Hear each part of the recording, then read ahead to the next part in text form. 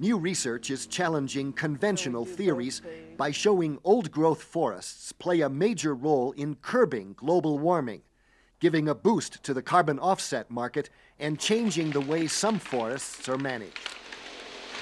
There's a paradigm that old forests are carbon neutral, and that's not necessarily the case. Bev Law is a pioneer in the field of eddy flux research. Worldwide, about 500 sites like this one near Corvallis, Oregon, use space-age instruments to measure carbon dioxide levels in the forest floor, where it turns out about 70% of forest respiration takes place. For decades, foresters have used wood volume as a measure of carbon storage, but that's not the whole picture.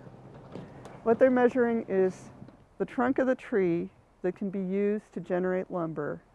They're ignoring the leaves, the branches, the twigs, the roots, the soil.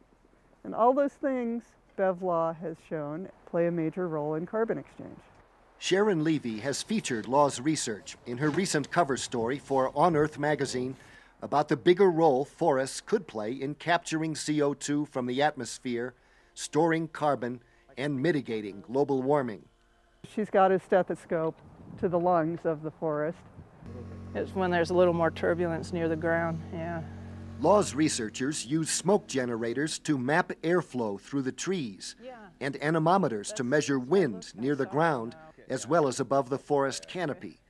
They know how fast trees are growing and how much water they use, and the data they collect gives them a detailed picture of exactly how a forest breathes. About 80% of the carbon dioxide that goes into an ecosystem through photosynthesis leaves, and that's at the cost of maintenance, the cost of doing business. But still, 20% per year pretty much stays in the system. That 20% each year over time accumulates a lot more carbon than was previously thought, and now there's a new market for it. Money can grow on trees if you allow the trees to grow. Under California's new rules, managers of the Van Eck redwood forest sold 60,000 tons of carbon offsets to a New York company and still cut nearly 1 million board feet of timber last year. Now they have 2 sources of revenue from the forest. And we do that by managing those forests to be older and restoring their natural carbon capacity. So the research says it in theory, and Van Eck shows it in practice.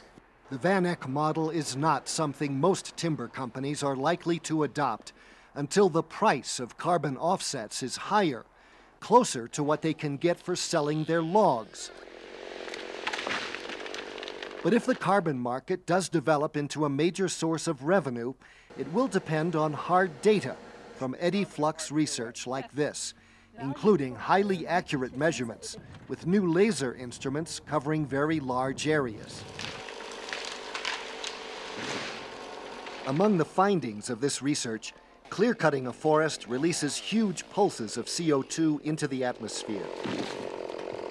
And if trees were allowed to grow for longer periods, domestic forests could absorb more carbon from automobiles and power plants, enough to reduce CO2 emissions in the United States by 25%.